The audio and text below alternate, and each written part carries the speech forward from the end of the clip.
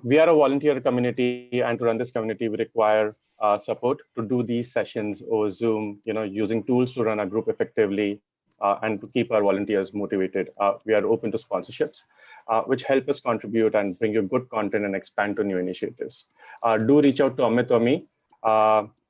We will share our numbers with you over the chat. Moving on to the session today. We have a very special session today. We have managed to invite a LinkedIn influencer and a serial entrepreneur, Ajinkya Kulkarni.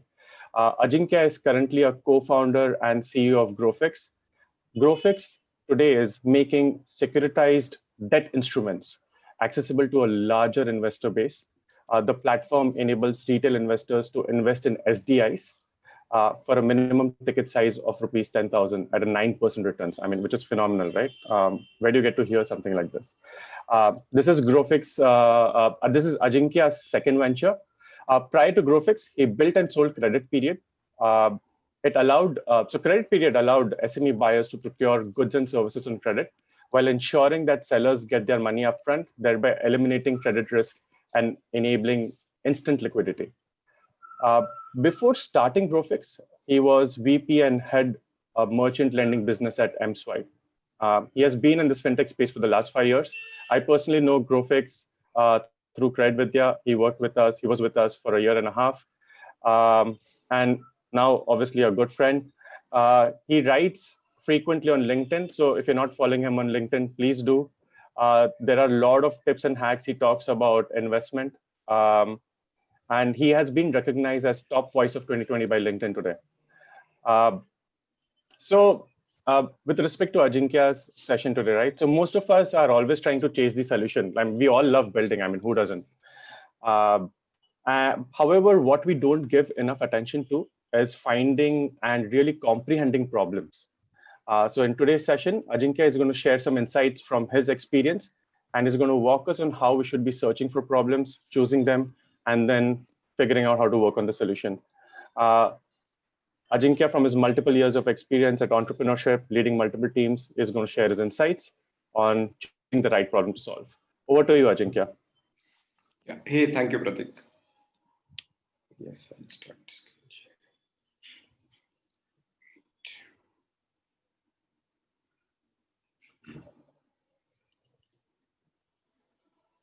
Yes, I hope this is visible.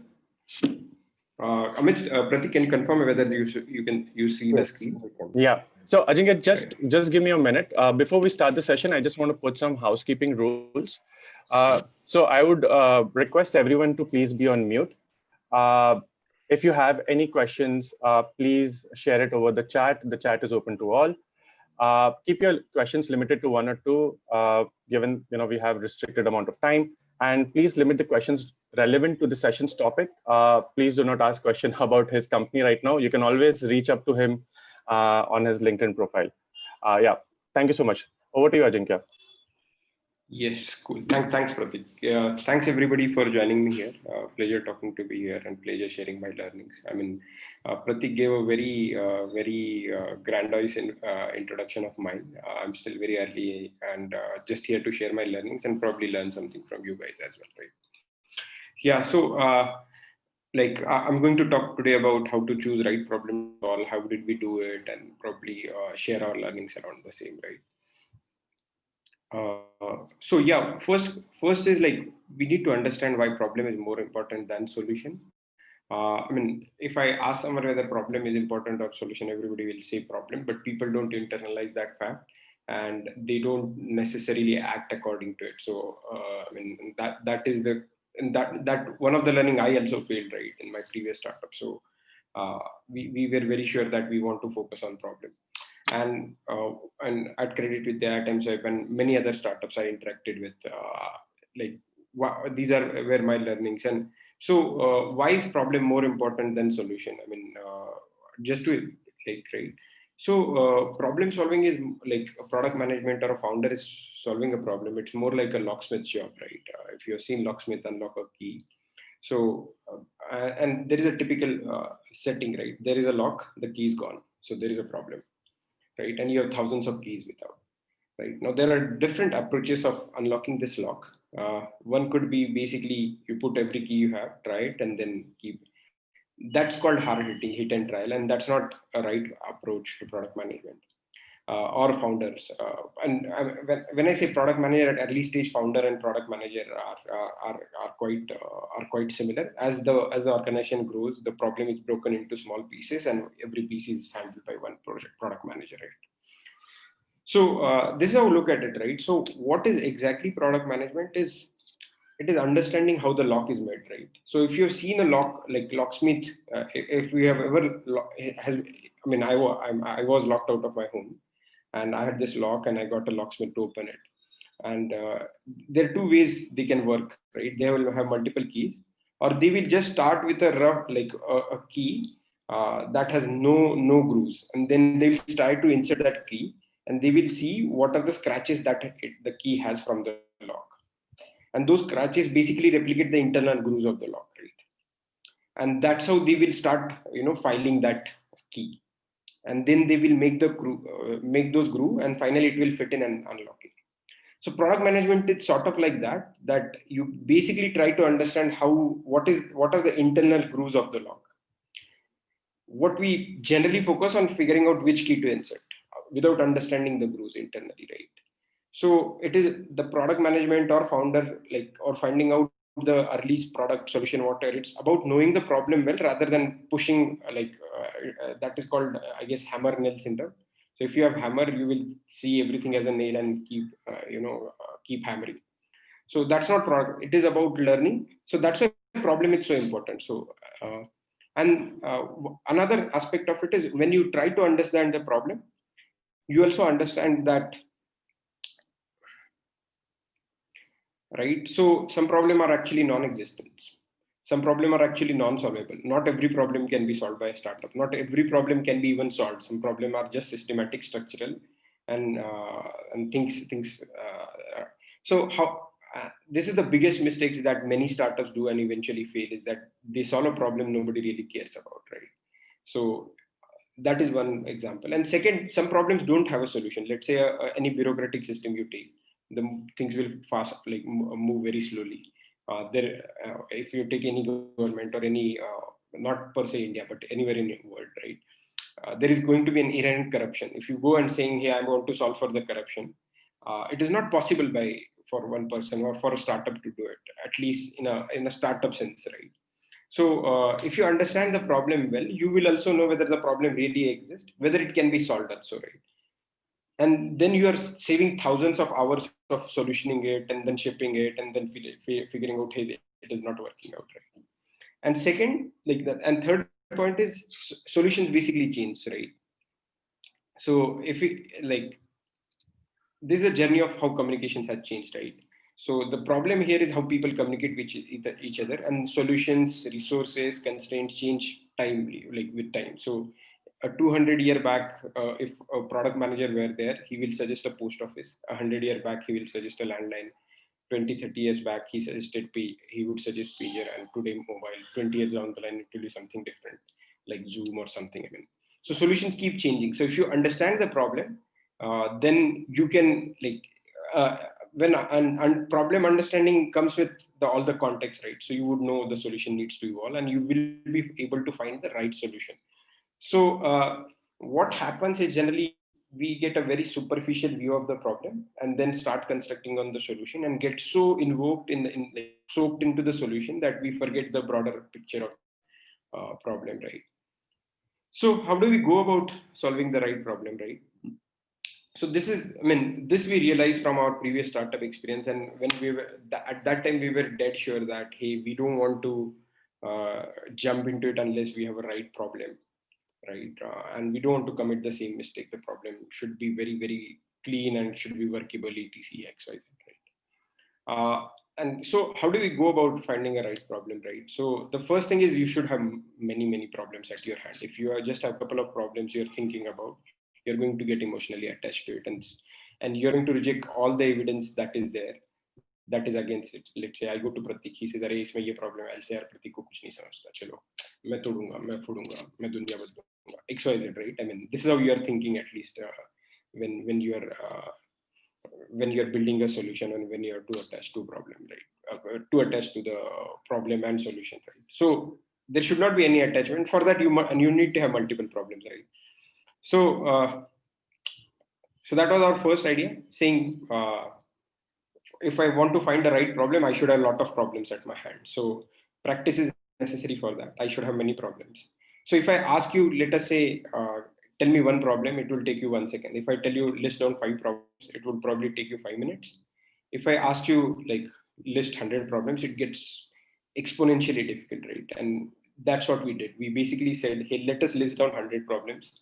And till we list down 100 problems, we'll not touch a solution part of even one line of one problem, right? Just list down 100 problems. And guess what? It took us, we were 3, 4 guys, friends working, and it still took us about 4 months, right? Because then so why did we decide to do it? Is one is obvious, having a choice to pick the right problem. Second, like that locksmith, he's every lock he understands and opens, his skill is getting better, his vision is getting better. So you have to develop this skill set of understanding users, their pain point, and kind of a spotting, like that vision of spotting problems, spotting opportunities, right? So that was the aim of doing this exercise, saying we basically said, hey, it is getting harder for us. So that forced us to look around and just say, hey, I want to find a problem. I want to find a problem, because you run out of problem after 10, 20. And then that becomes top of that thing in top of your mind. And right, I missed this, right? So these are the 3 things. So basically that becomes top of your mind, and then you keep working, and you eventually develop that skill set, right? And then that can transcend anywhere from anywhere. So today I'm doing in fintech, but if I'm in a setting which is healthcare, I can see those problems at least. I mean, I may not be the best person to solve those, but I can see problems. That is the nazar, skill, vision, whatever you call it, right? It's kind of a magic sauce, that it is kind of an intuition that you build around uh, the user, and saying these are the pain points, right? So these are the different syntax that we basically figured out along the way, saying, hey, this is how we'll define the problem, right? So first is we have to define a user persona. It can be broader to start with, saying this is the age group for XYZ, couple of peculiar traits. Then then our first learning came when we said, hey, we have to define the problem from a user's perspective. I cannot be defining problem saying XYZ has this problem. So if let's say a guy is jumping into a fire, right? If he doesn't think he's jumping into a fire, you can't do anything. For you might see that as a big problem, but the guy is not feeling so, the girl is not feeling so, and that's not a problem you can solve. So you can only solve the problem if user feels it is a problem, right? So then we basically let me give you an example. In one of the 100 problems we defined, we said, hey, people who are above age 40, many of them are rich and they have like super powerful mobiles, right? iPhones or like very high end Android, like 70, 80, etc. But they don't know how to use it. I mean, many complex tasks can be done on those mobiles. But then we started talking to actually those couple of users, saying like uncles and aunts, and we didn't expect that kind of problem statement for them. So they didn't face this problem, and they didn't really care whether their phone had this much processing capacity or anything. All they wanted to solve problems for themselves, like talking to other people, calling other people, video call, etc.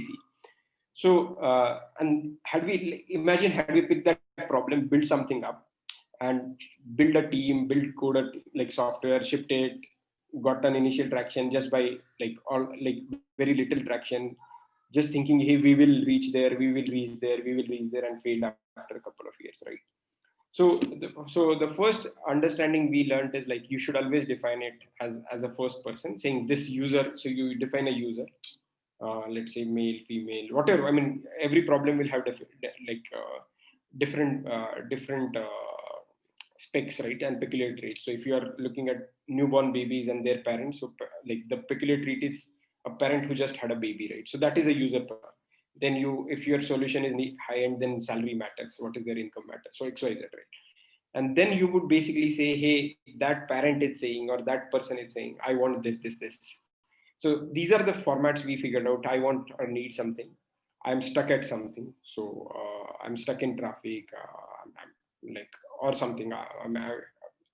My mobile, I mean, there could be different problems, right? So let's say I'm hungry, it's raining, and I'm stuck at home. I avoid food. So that is a Swiggy problem, right? Then I have X, but I want to do Y, but I face problems there. I'm not. So this is the kind of a grow fix problem. People have money, people want to beat inflation, but they don't know how, or like the current assets are not giving them return. So another problem, syntax is something happened recently. So needs change, wants change fast. Like COVID happened and it opened like people need like much better work from home tools right now. So you can build around it, right? So that is the like something happened and it created a problem for a lot of people. And it need not be always want or need. People always like might express. So it's some way or other. Let's say it took me so much time to do X. This process it shit. Let's say 15 years back, if you ask a person who was traveling and he wanted to book a railway ticket, then going to a station, standing in a line and booking a ticket was a shit process. So IRCTC built a solution on top of it, right? Then so we basically term this. I call it positive whining. I mean, you should look at people who whine, and those whines are like people who complain a lot. These complaints are essentially problems. These are opportunities. I mean, so it's not good to complain in general, but if somebody is complaining, it's an opportunity that you can tap into, right? So yeah, so these were the syntax, and then a couple of mistakes that we realized on the way that we were making is like trying to define problem for someone else. So we basically figured out a problem like syntax saying we'll always define it in a first person, right? Then second mistake that many people do is like trying to judge a problem while noting it down. So it might look unsexy. The problem, like the market may not look big. You might think somebody has solved it. So we basically decided, hey, we will not qualify judge problem. It is like observing a problem, like you're doing a meditation. It is like listening to like as if you're a counselor and you're listening to your patient, a psychiatrist and listening to your patient. So without judgment, you'll just keep noting down these problems, and then we will figure out how to do it, right? So one of the problem, I mean, I really remember that time I was in Mumbai, I was in Hiranand and Epaway, and I was walking around, and I wanted to pee, right? And there was no, I mean, I didn't know where to go. So that is a problem I just wrote down in those 100 problems, saying I'm in a market, I want to pee, and I don't know where to go, and there are no clean toilets around, right? Whether that can be solved, whether there can be a startup, whether it could be a big startup, it's something very different, right? But it is a problem. So idea is to keep noticing problems, right? So yeah, and so it might look unsexy, it may not look big, but often like once you start digging in the problem, you find an adjacent problem and a bigger market. Or you might think somebody had solved it, but that solution might not be very efficient. There is a key insight still not solved for, and you can build around that, right? Ajinkya, so let's open up for some questions. Yeah, so just an example of already solved this problem. Like when Facebook came, there were a lot of social networks around. When WhatsApp came, GChat was there, and then still new problems, like because those problems inherently, like there are some change happened, so existing solution kind of became outdated and something new comes up, right? So I mean, so yeah, so these are the mistakes one should avoid, saying something is already solved, right? Yeah, definitely, I'm going to take a stop for questions. Any questions? Yeah. So before we jump into the solutioning part, so let's see if people have questions about, finding problem or choosing problems. Guys, the floor is open. You can unmute yourself and you can ask a question.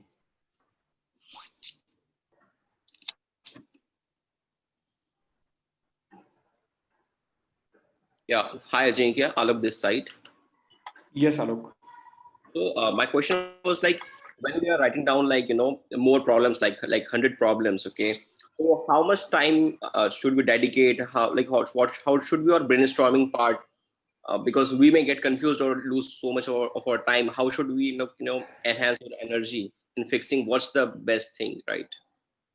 Yeah, I mean, I don't necessarily agree with where you're wasting time, because as a product manager, this is your core skill set. So this is like saying Michael Phelps is wasting time swimming for 7 hours. I mean, this is going to be a defining thing for you. So it might take like, and if I were a product manager, and even today I keep doing this exercise of finding problems. So it is an ongoing exercise. I mean, you should have your own aim of, let's say, listing around 1,000 problems, as much as time it takes. Because more you do it, more sharper you get as a product manager, more insights you build, more user empathy you build. So I would like, this is like going to gym, right? It is never enough, and you still have to continue it. I would look at it this way, and it not like it hasn't. It shouldn't be like I am doing in, let's say, healthcare or fintech, so I should be only looking at these things. This is a skill set that transcends everything, like figuring out problems. And as you figure out problems, you'll build a lot of user empathy, and how to think of from a user's point of view. Okay, thank you.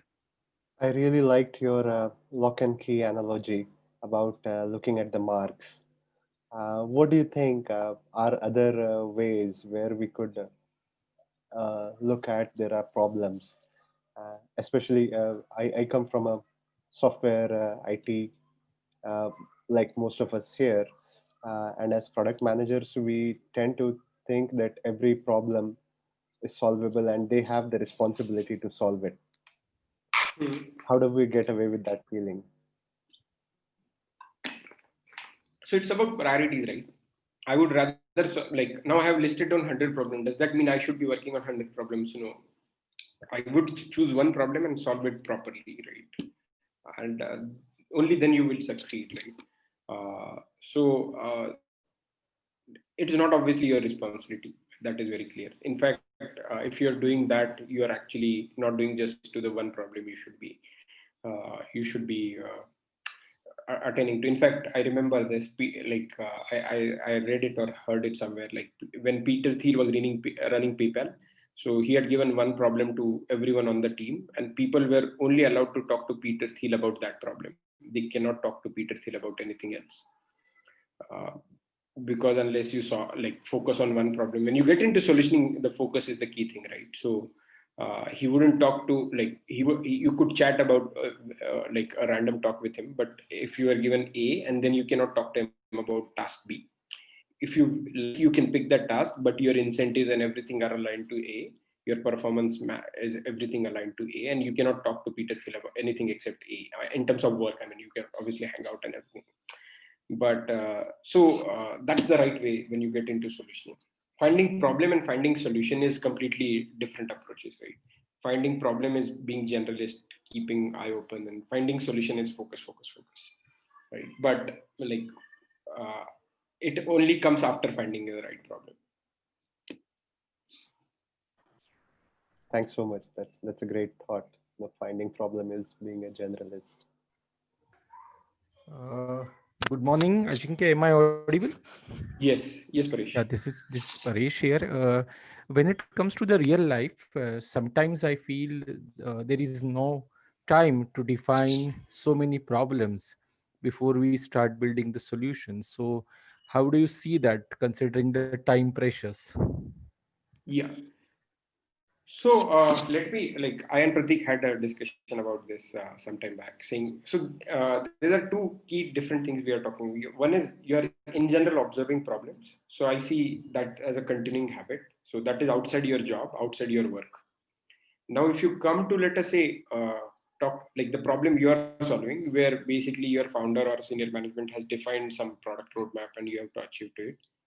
I would look at this way, right? They, like, if you are working, like, and okay, when you get into one problem, when you decide, hey, I want to solve this problem, first 3-4 months, you have to build all the context. So you have to be very dedicated towards it. So if I were like running, like I were a product manager and I'm not from a senior management, I would spend like if I'm working 10 hours a day, for 3-4 months, I'll work 14-15 hours a day and build context around the problem, right? Because I mean, you're not tied to organization. I mean, organization should not be, capping your learning. And if you want to become a product manager, it's your job. And that's how people grow and move to better organization, better opportunities, right?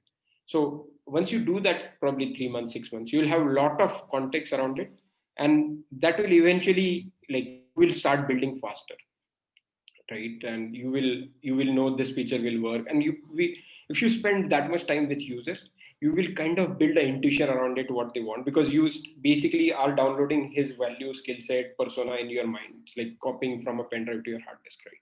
So once that copy is done, things become much faster. So and that's what the best product managers are about, right? They might not be able to justify which one, like, so there are data driven product managers and there are intuition driven product managers, right? The best intuition driven product managers basically have this kind of they kind of think from a user's perspective very beautifully. So they would tell you, hey, this feature won't work. They may not be able to justify, or they will be able to tell you that, hey, this is going to be kick-ass.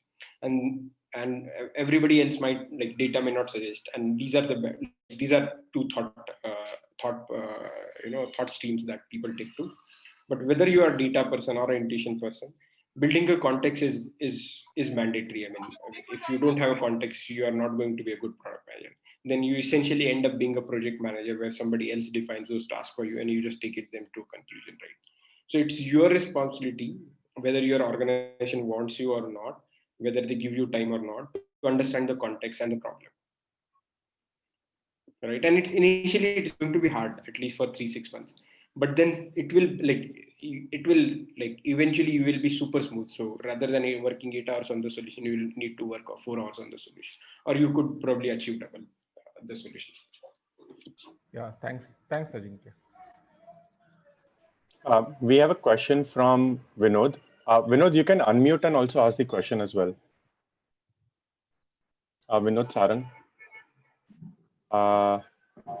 Yes. So my question was regarding how do we, prioritize the potential problems. So are there any consideration that we should think about when you are looking at the problems? This could be just a short-term opportunity or long-term opportunity. Number of users that are getting impacted by this problem, or maybe it could be, there is less number of people, Yes. or a huge number of people impacted, but their willingness is low. So what are the top considerations regarding, when I think it as a potential problem? So that is I'm going to talk about in the second part of the presentation, saying how did we build a framework around it and how did we land on GrowFix idea. I'll wait. Thanks. Yeah. Yes, Saili had some question. Yeah. I'll read out the question. So Saili says, or Saili, you are reading it out? No, anyway, it's fine. So I just will say it's probably, suppose we have 5 problems. So I had these problems with me, but I'm not sure which one to pick them up from among them, which one to pick up first. This is a similar question. So I it's, mean, we'll take it. Yeah. So for further solutioning, yeah. Yes. So I was just saying it got answered. Thank you. Yeah. Any other questions, guys? Else we will move on to the next piece of the presentation. Hey, hi, Amit here. Yeah, Amit.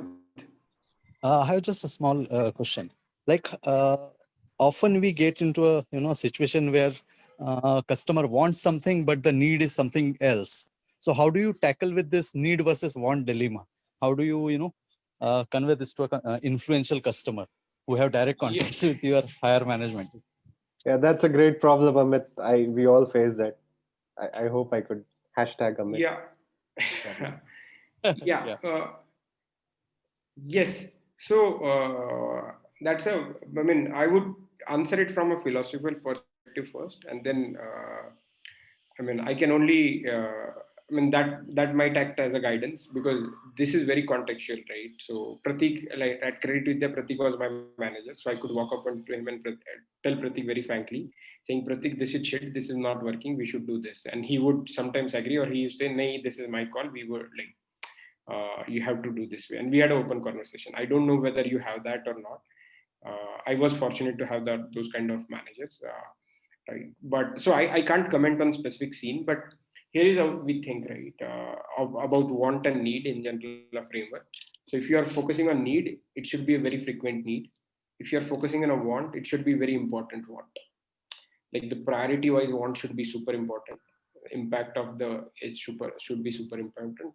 If you are looking at, let us say, need, then it should be highly frequent. Let's say Swiggy is a need kind of product, so it should be high frequency. What we are like at GrowFix, what we are building is very high importance problem. People don't invest daily; they invest monthly, which is a very low frequency rate. So that is in the call. I really don't know how this dynamics works in bigger organizations. So I've already worked in 2 organizations which are pretty small. So I'm not the right person to answer to this. It is more of how, like, this is another skill of product managers, how you dwell inside hierarchies, power structures, and get shit done right. So I'm not the capable person, frankly, telling you to answer this. Okay. Anyone who might want to take a stab at it?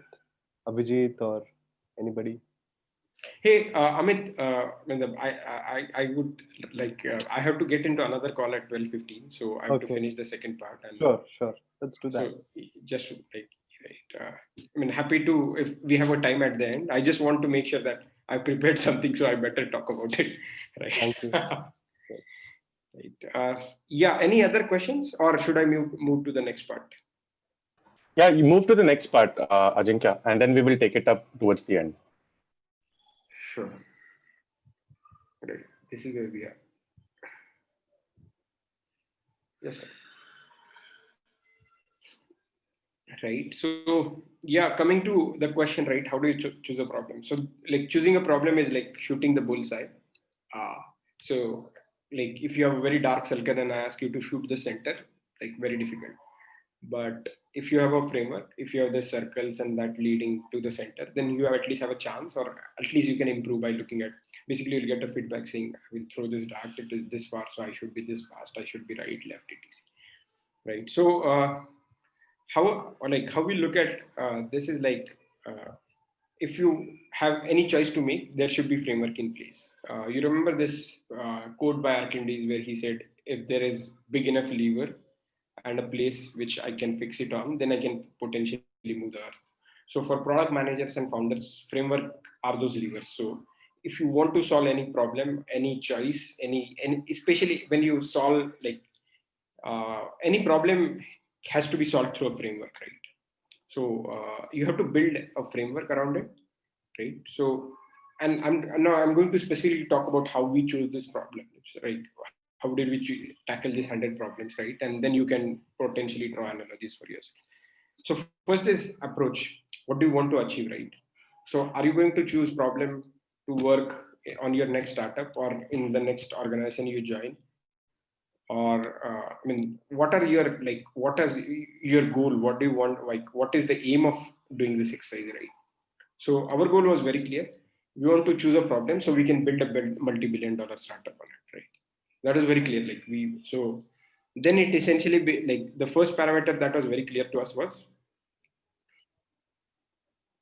yeah. So yeah, this is our approach. Choose a multi-billion, right? The first first is, the market should be big enough for us. If I want to build a multi-billion startup and the market is of 100 million, how can I become big? No, right? So it should be like 10 million, 10 billion and plus market size, right? So that was key thing for us. So market size is very important. Second is user urgency. So let's say, now going back to the locksmith analogy, right? Let's say you have a farmhouse which is locked and you lost the key and you're not supposed to visit there for next 2 months. You don't have any urgency. But imagine you are tired from home, you are hungry, you want to freshen up, and you are locked out of your home. The urgency is very difficult. How much will you pay? How much effort will you take to call the locksmith, basically build a solution, or take effort to adapt to a solution? That is completely different, depend on user urgency and desperation. So a general rule is choose high desperate problem. There is no doubt about this. Where, because every, like, inertia always opposes change, even if it is a good change. So for people to adopt to a problem, they need some minor behavior change at least. And if they're desperate for, like, if the problem is very high, important, urgent, whatever. So, and desperation or urgency is the clear word there, right? And you can define that in different ways. If you are able to do that, I mean, if you're able to pick urgent problems, people will go miles to build your solution. So even a scrappy solution would work, right? And there are many, right, solutions, right? And a simple solution and there are multiple examples of that. Just yeah. So there are multiple So regardless of whether you are solving for a small market, big market, you should be solving a desperate problem, right? And then third is basically founder market fit, what VCs call founder market fit. How aligned are you to the problem? So there are nuances around this, saying how passionate about this problem, right?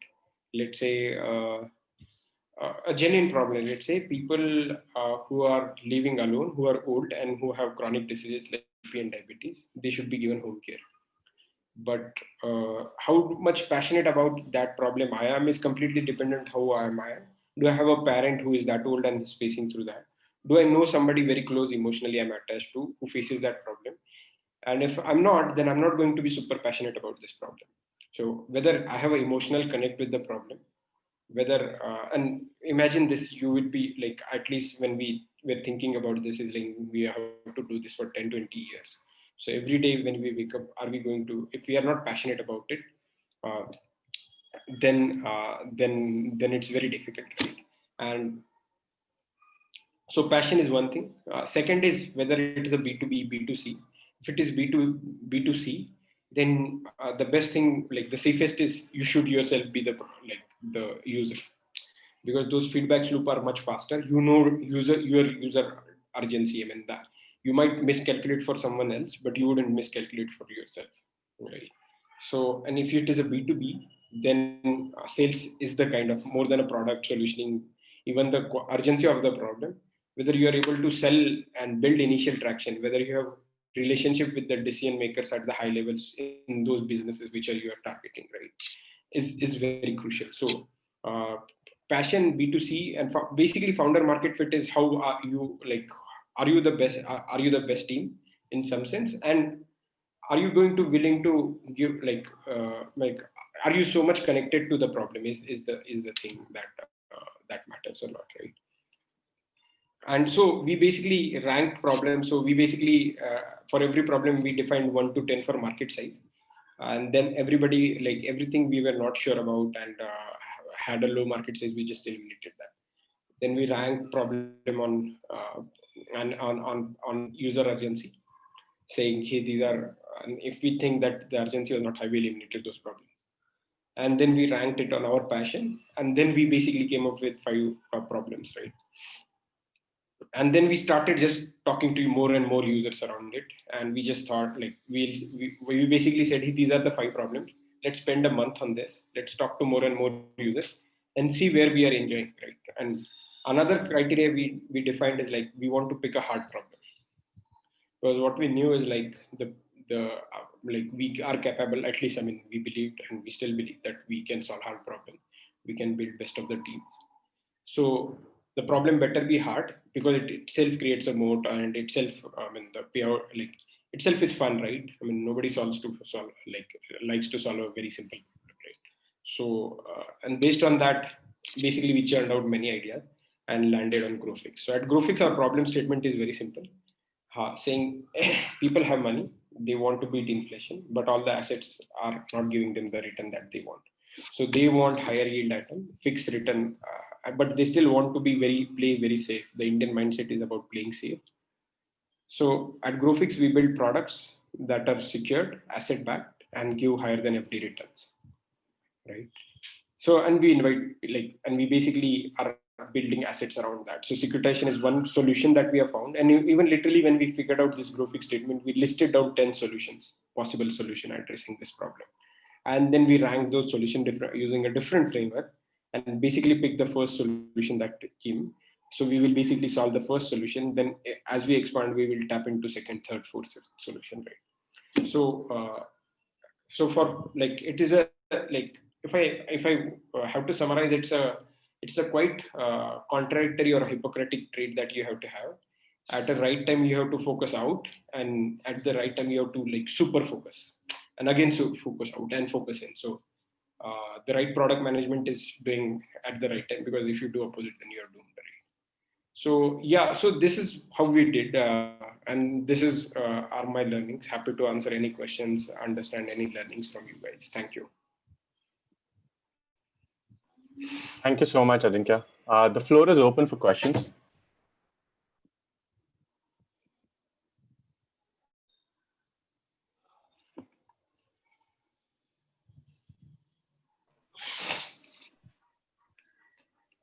Hi, Ajinkya Smith this side. When you're working into product, you work with multiple stakeholders, right? And you spoke about product managers that are data driven versus product managers that are intuition driven, right? When there are so many stakeholders involved, I feel one of the key the points to convince them becomes data, right? And again, the second question also that we were discussing on, if we have like 10 or 50 different problems to solve in our organization, how do we pick and choose in terms of which 4 or 5 problems are critical to solve first, which will create maximum impact, right? And data becomes very critical in that decision making. So my question was, uh, defining data and success parameters is very difficult for each of the problems that you are trying to solve, right? Because again, there might be a case where there is no data available, or there might be case that collecting that data itself is a different exercise. So how do you navigate this kind of problems on daily basis? Because if we are, for example, building 15 features for a particular problem, or there are 15 ways to build a feature, which way to go for which will create maximum impact, and how do you measure it on daily basis? Yeah, that was my question. Thanks. Yeah. Yeah, sure. I'm a bit biased here because I'm a kind of a person who is more intuitive kind of product manager. If so, I would say, like, I generally used to tell this in my team also. Data or statistics is the best way of lying around, right? So if there is no data, then you have to go by intuition. And whether data is also clean matters a lot, because if you don't take a right cut of the data, then you are being misled, right? And when you mentioned this, right, and how I see is this, like, when you join an organization, you slowly build credibility around you, whether you are a data driven product manager or whether you are an intuition driven product manager. And you have to basically adapt to what suits you. So if I try being a best database product manager, I will fail, right? So my gut is intuition. So I would talk to users, figure out things, and then see what my hunch is and start working around it, right? But if you do your job well, you will start building credibility, right? When I joined Creativity, I joined as a product manager. Then I did a couple of products well. Then I was given more responsibilities and more responsibilities. And then people start respecting, and people understand how you work and start giving you that kind of work. So whatever you do, you have to be best. Like, you have, I know of, like, my co-founder is very data driven, right? But he would take 5 different cuts and spend hours just thinking around the data before talking a call, right? So at the end of the day, with, like, how dedicated, how obsessed you are, and how that transports into outcomes, output, that eventually defines you. So and you essentially will move on to those kind of products. So B2B products are more data driven. B2C, most of the, like, incremental things are data driven, but the breakthroughs come from intuition. This is what I believe. Uh, but either ways, I mean, it is like a founder market fit. This is like product manager problem fit, right? So you will essentially gravitate towards a problem where your skills are best utilized. Uh, but you have to be best at what you do, right? Doesn't matter whether you're data driven or intuition. You will eventually land someplace where it is useful. Right. So sorry, one follow-up question to that. If you are intention-driven product manager, then how do you convince your stakeholders in terms of whether this is the right thing to build, right? So if I just go to my stakeholders and say, okay, we want to build this just because I feel after talking to users that this is the biggest problem they are facing. So yeah, of course, I will get a pushback saying that it cannot be based on your feeling. I need data to support it, right? So how do you then convince all your different stakeholders that there is no data, but we should try it out and we should build a variation of this? No, I mean, answer is credibility, right? When you work around the people, they will more than what you say. What is their history, whether that has worked or not, is going to be super important. So let's say if it is something very big, impactful, and nobody is listening to you, I would like, and you wouldn't have one intuition, right? You'd have tens of intuitions, and then you would pick something which is easy to build. It takes one day to build and convince people, hey, let us try this. I believe in this. and and then slowly you build credibility. So a couple of things work for you, and then people will say, hey, Smith knows his users, and we should try this out, and slowly it will happen, right? I mean, even when when you start a startup, let's say, because I'm saying, hey, this will become a multi-billion startup, nobody's going to come and give me 100 million, right? I still raised only 70 lakhs to start with. You build credibility, you build traction in that, and then you move to the next level. So it is also about building credibility, saying, figure out the smallest thing that is possible with your credibility, deliver that, increase your credibility, deliver on the next thing. So you kind of keep increasing credibility and the impact simultaneously. Great. Thank you, Ajinkya. That helps. Hi Ajinkya, Paresh here again. Yes. A specific question pertaining to your sector, that is investment. I have seen that the test or the pattern of investment for a retail investor is changing day by day. Now let's take a recent example of whatever fiasco happened with Franklin in India for those 6 debt funds. So that must have definitely changed the test or the preferences of retail investors. So while building a product, how a product manager should perceive or adjust the product with these changing situations which are beyond his or her control? That's the question. No, I mean, obviously you don't control, but you control the solution, right? So then you specifically understand the context of the problem. You basically understand how market has moved, and it generally opens up many new opportunities, right?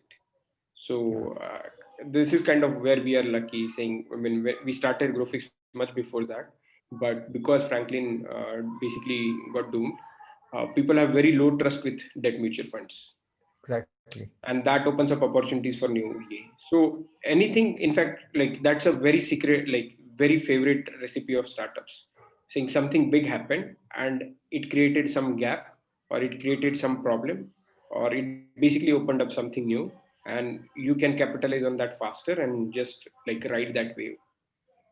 Okay. Thanks, Ajit.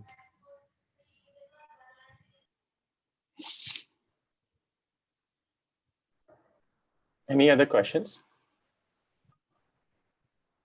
I think there's one from Malav. Hi, this is Devyani. I have a question regarding like many times it happens that okay, you know that okay this problem exists, but your users they are not aware that okay this problem is really a problem for them, right? And that's where you many times find that okay I mean when you talk to them, answers that you get from them may not be like very relevant or may not really drive you to solutions. So how do you tackle such Mhm. problems? No, I wouldn't. This is a big debate around like Steve Jobs or Henry Ford. There are sentences where Henry Ford said, "If I ask my customers what do you need, they would tell me faster horses." And Steve Jobs would say, "People don't know what they need, and we should. It is our job to give out to them." Uh, I mean, how I look at it as a thumb rule, that's not what you should do. Uh, and, you should always. I mean, if the user is not feeling the pinpoint, is that even a real problem? I mean, there is no authority, right? So adoption is a question in that case. I mean, that might be a real problem, but if user doesn't think that is a problem, right? Then adoption becomes a question, right? So then you have to be super like. Then your solution should be like when the solution comes, they should be able to adapt fast. So they should be a very kick-ass solution like car in that times, or like a branding or kind of identity around the product. What Steve Jobs did well. So I'm pretty not sure if not for these two things, just on itself would iPhone have picked up. I mean, these are all debates. I mean, but I mean, if you're super good, go try it. But the question is always whether that's a real problem and whether there is going to be adoption, and there is no real answer. So if you can test, but those experiments are pretty big, pretty time taking, pretty much resource taking, and 99% of them fail. So with this context, if you want to go solve it, go solve it. And there will be like Yeah. most of the amazing products will be built through this kind of method, where because nobody realizes and something massive is hidden, right? But would I personally go for it? No, like that's not what I would do. Okay, yeah, sure. Praveen this side. So on the same point, I think Marty Kedman is founder of Product Group in Silicon Valley. And he has also said that for technology products, people are not aware what is possible. It is a job of product managers to know and provide. I think in this case, rapid prototyping may be a good tool that you have a hunch and you build a prototype and you go to your target customers and then find what is how it is delivering or not.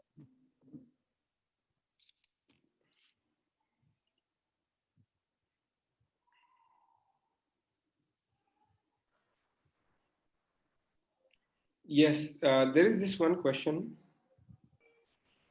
Yeah, so there's a question from Mayur. I'll read it out.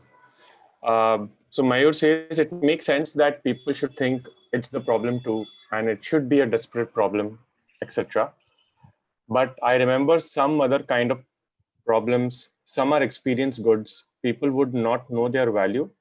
They needed it unless they had tried it. For example, computer on your desk or iPods, arguably the most groundbreaking solutions. So how do we deal with problems such as these? Customer education? Yes, so I will break this into two parts, right? Especially if you look at desk, iPod, or mobile, right?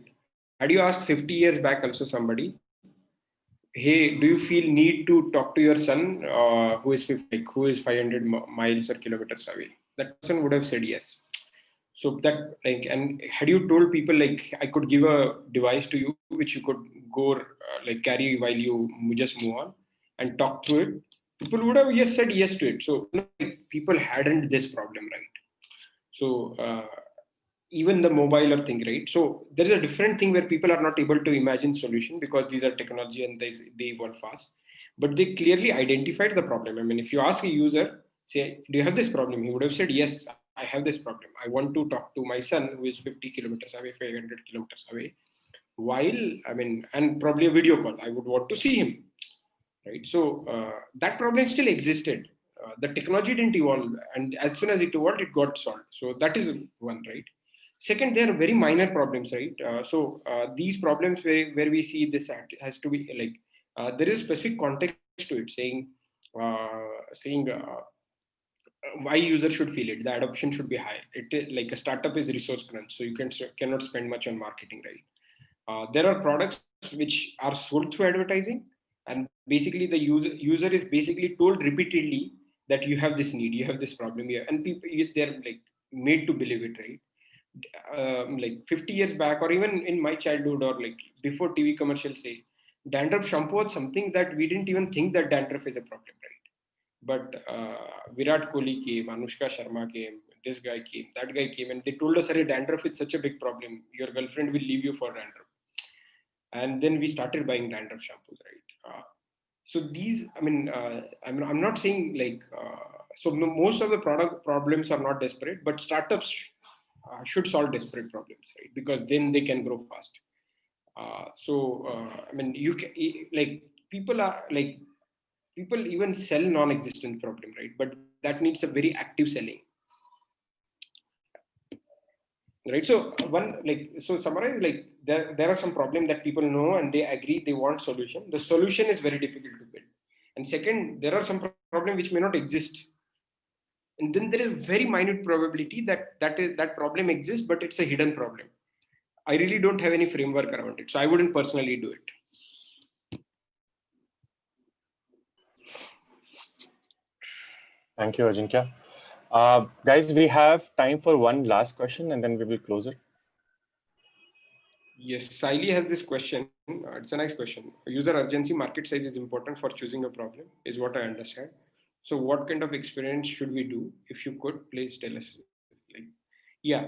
So, I mean, market sizing you can fairly do without talking to users by just figuring out if this problem is for one user, how many such users are there, which are the adjacent part. And there are like you don't need to talk to users or do experiments. I mean, by your experience, market size is not going to change, right? So probably if you know a couple of VC analysts, they will tell you whether, I mean, they are pretty good at market sizing, right? Whether user is desperate, yes. So that's a very so first figure out users. So let me give an or example, right? You have to be very resourceful in doing that. So when we said this, hey, we are building this asset that will give you 10% return, which will be backed by solid assets like gold, real estate, solid collateral, and you will be able to make that much money. It will be so much will be the tax. We talked about 50 users and they said yes. So we will invest, and we used to ask how much will you invest, and they used to say 20,000, 30,000, 1 lakh, and we used to note it down. For the next set of 50 users, we started asking them check, saying, hey, okay, give me a check, give me, we are starting this next month, so give me next month's check, or can you do RTGS to me on and we'll start it. And I mean, if they say, okay, I'm ready to do RTGS or IMPS or Google Pay, we would wait till he opens a Google Pay and punches in detail, and then we'll say, hey, wait, let me come back on to you this. So, and we literally collected 10, 15 checks to see, because we wanted to be dead sure that this is an urgent problem. So if it is an urgent problem, people are going to do something about it, act on it, right? And pay for it, or something that they will do. So that's a very good indicator of mapping desperation or urgency, saying how much are your users willing to pay you now without even seeing the solution. Are they even willing to pay something? And what are the indicators that you can push them in to see, right? I mean, I've collected 5-10 such checks in MSwipe just from colleagues. By saying, thinking we are starting this, are you interested? They used to say, ये तो भाई बहुत सही है, हम करेंगे, तो बोलेंगे चेक दो, तो नहीं देगा तो पता चलेगा कि ये बस बात कर रहा है, right? मतलब this is not a real problem, and that led us to the right user persona as well. Whether that guy is saying yes just because so you have to find ways where, I mean, it is not always possible, but let us say something very scrappy, something, if you can build something. We didn't even build something, right? Till we got our 100 users, we didn't even think of building a website. Forget everything. Forget actually building the asset. So we after we crossed 100 users, we built a website, started experimenting around it, started getting traffic, and then we did a beta with 200 users, and then we are doing our first product asset, which is going live on 23rd December. After we have a sign up, after we have a wait list of 2,000 people, right? So we know these people are taking so much effort because and that means the problem is very real and they are desperate to solve this problem. Thank you so much, Ajinkya. I would like to close this session. I guess Ajinkya also has another 4 minutes. So thank you so much, Ajinkya. This was extremely insightful. I hope all of us have picked up something that is going to bring change in our organization's product management practice. You can find Ajinkya here. I have posted his, you can get in touch with Ajinkya on LinkedIn and Twitter. I would like to take this time to thank some of our PTP team members, Harneet, Pradnya, Rupal, who have worked extremely hard to keep the social media active. Alok for outreach and kind of posting and kind of getting to people and informing them about Ajinkya's event. Vedant for putting out our newsletter month on month. The team is working entirely pro bono and purely out of love for product management. Once again, I would like to remind you, we are a 100% volunteer community, and to run this community, we require sponsors to do sessions like these over Zoom, using tools to run our group effectively, and to keep our volunteers motivated. We are open to sponsorships, which would help us to continue to bring you good content and expand to our new initiatives. Do reach out to Amit or me. We have posted our numbers below. The recording of this session will be sent to you over email and will be hosted on YouTube. Thank you so much, Ajinkya. Thank you so much for taking out time from your really, really busy schedule. I really appreciate it. And thank you so much, everyone, again. The channel is now open up for networking. People can stay back and network. Thank you so much again, Ajinkya. Hey, thank you. Yeah, thanks for having me. Really enjoyed talking to you. Yeah, and really nice talking. Thank you. Bye. Thank you. Bye. Thank you. Thank you, everyone, for joining. Anybody has? Yeah, really nice session. Enjoyed it. Yeah, great to listen from Ajinkya, right? The session's open, so if you guys would like to talk, have questions or general questions, anybody looking out for jobs, do let know.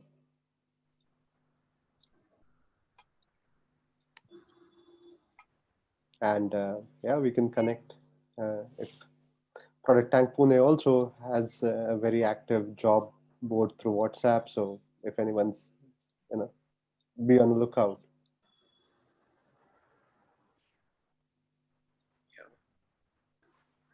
Guys, this is open for networking, so you can unmute yourself, and we're there to kind of have a conversation. I really liked what Ajinkya spoke today about the problem and finding the problem, and especially being a generalist while searching for a problem, and then being a specialist while finding a solution. Yeah. I think one of the most important things which he mentioned, and I think we keep missing it, and there is always this dilemma that we go across. Okay, addressable market and user urgency, and user urgency is what he mentioned. We always, because we work in organizations, we typically don't get a chance to find those users who have that urgency, or maybe we don't go and find that cohort who have that user urgency.